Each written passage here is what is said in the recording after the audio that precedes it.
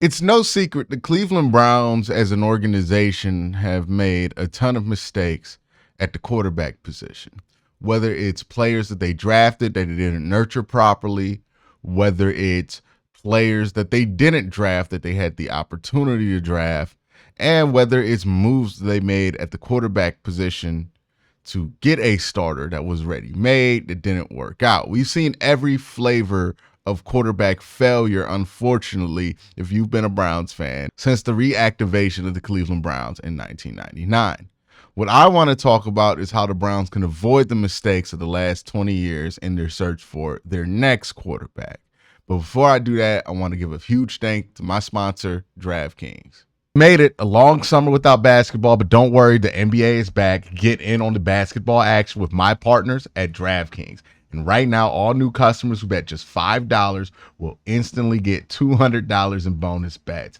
Download the DraftKings Sportsbook app and sign up using my promo code WORSTTAKE.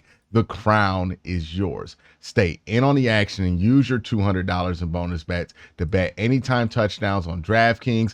DraftKings is the best place to bet touchdowns. If sports betting is not yet available in your state, don't worry, you can still join in on all the fun with DraftKings Daily Fantasy and have a shot to win cash prizes. Download the DraftKings Sportsbook app now. New customer codes use promo code WORSTTAKE. Bet just $5 on any wager and get $200 in bonus bets instantly. That's promo code WORSTTAKE only at DraftKings Sportsbook.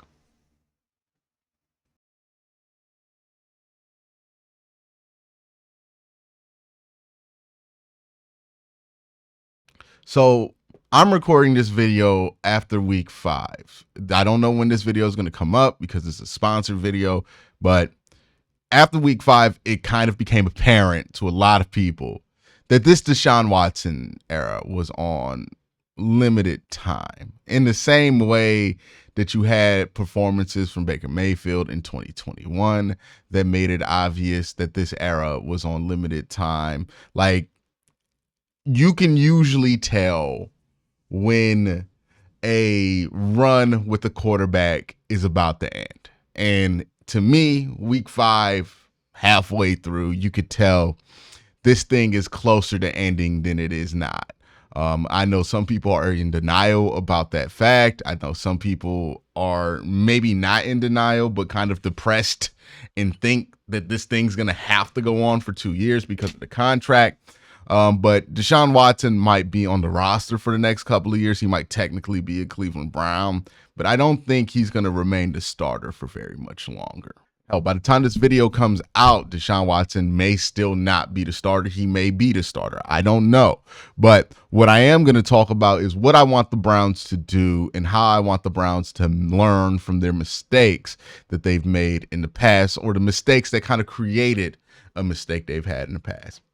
See, a lot of people bring up Baker Mayfield. Now, for those of us who weren't taking a side in 2021, when it was time for Baker Mayfield to go, we kind of understand how the Browns got to that point, right? There's been a lot of revisionist history with Baker Mayfield's success, and I'm not upset at Baker Mayfield's success. I'm super happy that he was able to mature and figure things out, because he was not on the track to succeed in 2021 in Cleveland. And the reason Baker Mayfield was not on the track to succeed in 2021 in Cleveland goes all the way back to stuff that happened in 2018 during Baker Mayfield's rookie year. See, during that time, when the Browns drafted Baker Mayfield number 1 overall, the Browns were still in flux as an organization. At that point, they would have hired and fired another GM. They would have hired and fired 2 more coaches, 3 more offensive coordinators. The Browns were not a stable organization when they drafted Baker Mayfield. And what happened when they drafted Baker Mayfield, and Baker Mayfield had success his rookie year, but they fired the coach in the middle of the season, was that there was a power vacuum that was created in the Cleveland Browns organization. And that power vacuum, that leadership vacuum, had to be filled by a rookie quarterback in Baker Mayfield. And it gave him the power to have say over the coach that got hired. It gave him a lot of sway with John Dorsey. And I think that right there, that power vacuum being created around Baker Mayfield is what kind of set him in to fail in 2021 much later on in this story. It was too much too soon for a young player. And I do believe, and if you just look at how Baker was acting during his Cleveland Browns stint, I think that power went to his head, and I think that really did affect his ability to play football. And maybe it was too much on his plate. He couldn't just focus on developing and getting better at football because he felt like he had to also help manage the team. Basically, what I'm saying, without getting too into it, we created a monster with the situation that we threw Baker Mayfield in 2018 because we weren't a stable organization. We gave him way too much power when a power vacuum was created in his rookie year. That is the mistake that I don't want to be replicated again here for the Cleveland Browns. They have to recognize that could be something that happens.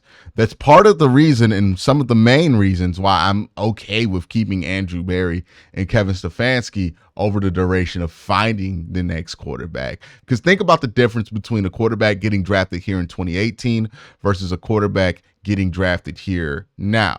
If a quarterback gets drafted here, he's not going to be asked to be the leader of the locker room. The Browns have plenty of veterans in the locker room that can handle that for the young quarterback. If a young quarterback gets drafted here now, they're not going to be thrown into a power vacuum in their first half of a season, in maybe 6 games into their quarterback career in the NFL. It's not going to happen that quickly for that player. So that player doesn't have to worry about running an organization or choosing a head coach or choosing an offensive coordinator or saying the right thing or just overall carrying the entire burden of the Cleveland Browns franchise on their shoulder. That's what Myles Garrett's going to be there for. That's what Nick Chubb's going to be there for. Those are going to be the guys who kind of hold it down for the young player versus a young player having to hold it down for everybody. Some young players can handle that kind of pressure. Some young players can't handle that kind of pressure. And here's another thing I think about this whole situation. I think the Browns have to find their next starter in the draft. I understand the desire to jumpstart this whole thing and get a ready-made solution and try to just put this thing in a high gear super quickly because you feel like you've wasted so many years on the Watson experiment, trying to figure out what Baker Mayfield can or cannot do in the Stefanski offense. You feel like you wasted a lot of time here. So I understand that some people are going to feel an extra sense of urgency and want the Browns to just go after a ready-made guy or a guy who's more of let's see if he's different with a different coach guy, like a Trevor Lawrence or something like that. I don't think I'm behind doing a move like that. The reason I don't think I'm behind doing a move like that is because the odds of fixing a broken quarterback just aren't high enough to justify it. I don't know if Trevor Lawrence is a style of quarterback that would work with, and I don't know if there's a quarterback who fits the style of quarterback that you would want, that you think that you could realistically turn or rehab into a franchise quarterback. I think that's my main concern about this whole thing. Even somebody like Kirk Cousins, who would be a fit for what Stefanski wants to do, will be 37 by the time he's available for the Cleveland Browns to get. So that is a concern. And truthfully, the way that you get a franchise quarterback, the tried and true way to get a franchise quarterback, is through the draft. Now, when you draft a quarterback, I have talked about this before, but my philosophy on drafting a quarterback in the first round is if you don't believe that guy will be, not can be, will be a franchise quarterback, if you have no belief that guy will be a franchise quarterback, then you cannot take that player in the first round. You can only take quarterbacks in the first round that you think are game changers, that are superstar potential level quarterbacks, that are at least franchise level quarterbacks. If you start to convince yourself by saying maybe this guy can be Kirk Cousins, maybe this guy can be Andy Dalton, and that would be a fine outcome for a quarterback that you draft in the first round, You're already compromising, which means that you really don't think that that player is that good if you're already hitting the compromise button for a player. If you think a player can be a franchise quarterback, can be a superstar quarterback in the NFL, I have no problem with you taking them wherever you want in the first round. But if your thought process is this guy could be a game manager and you take that guy in the first round, that's not going to work out. And look at the people that you have to use as examples. You're using a third round pick in Kirk Cousins as an example to justify a first round pick or a second round pick in Andy Dalton. And I'm not saying that Kirk Cousins wouldn't be worth a first round pick if you were able to redraft him in 2012, or that Andy Dalton wouldn't be worth the first round pick if you were able to redraft him in 2011. What I am saying is those kind of guys, you kind of just find in the second, third, fourth round, right? The game manager types, the almost franchise but not quite franchise level quarterbacks, you find those guys in the second, third, fourth, fifth round. You don't find those guys, or you don't seek those guys out in the first round. When you're telling yourself that this guy can be Kirk Cousins, right? That's his ceiling or floor is Kirk Cousins. What you're telling me is that you're drafting Kenny Pickett. And Kenny Pickett's career doesn't look like Kirk Cousins, because if you're telling yourself he could be Kirk Cousins, you're saying the best he could be is Kirk Cousins. And like Kirk Cousins' career is not the best case scenario for a first round pick, especially at quarterback. It's not a bad scenario. Like, you'll be fine with it if it happens, but it's not the best case. So for me, I'm only going to advocate for guys to be drafted in the first round at the quarterback position if I really think that they're franchise quarterbacks and they can be superstar quarterbacks. If I don't think that's the case, I don't think you should take that person in the first round. I think you're wasting your time. I've seen the Browns draft Brandon Whedon in the first round, and the justification for it was maybe he could be a bridge quarterback, and it ended horribly. I've seen the Browns take a flyer on Johnny Manziel late in the first round, thinking what's the worst that can happen, and it literally like tanked the entire franchise for 3 years. You lost Kyle Shanahan because you made that draft pick. Just think about what could be different for the Browns if they were able to hold on to Kyle Shanahan and possibly promote him to head coach after the 2015 season if he was able to stay. The Browns did a why not draft pick on Brady Quinn. That ended horribly, right? Like, when you take these shots at guys that you're not really that confident in, it just wastes a pick that you shouldn't really be wasting there. So for me, I think that's important. I think the stability of the franchise is important because you don't want to create these power vacuums. I think if Baker Mayfield got drafted in 2020 to the Cleveland Browns instead of 2018, I think he would still be on the Browns, and I think he would still be a good quarterback. But since he got drafted in 2018, that power vacuum happened. Any shot of being able to work out the kinks with him just wasn't going to be able to happen because you kind of created a monster by having this power vacuum exist for Baker Mayfield. At the end of the day, here's what I'm saying. I think the Browns should look at what happened with Baker Mayfield, and they should see this as something to learn from. How did that situation become so untenable that they couldn't fix it or hang on to it? A lot of things went into it. And what did Baker Mayfield need that he was not getting in 2018 with the Cleveland Browns that kind of set him up for going out the way that he did in 2021. And look, I think another thing we need to be realistic about. Right now, Deshaun Watson is a $230 million blockbuster flop, like a massive flop at the box office. Think of it like that, like a movie. Usually when $230 million gets wasted, the fallout is very unpredictable.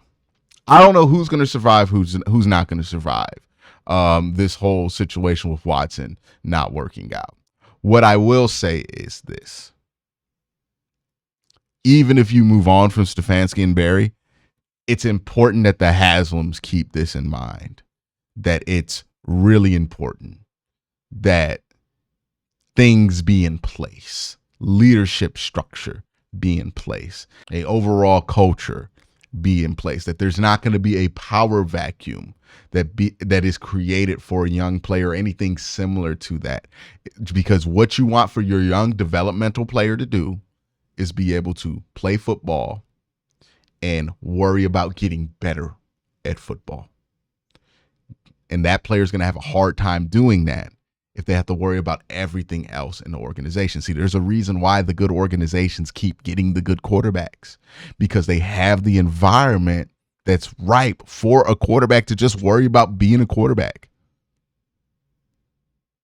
That's what the Browns have to do for their next quarterback. They got to provide a consistent, stable environment for that quarterback to develop in, where that quarterback's not worried about being the face of the franchise, not worried about picking an offensive coordinator, not worried about picking a head coach, not worried about making these kind of level decisions early in their career, where they can just worry about playing football. That's my thoughts. Let me know your thoughts in the comment section down below. Y'all have a great day. Have a better night. Peace.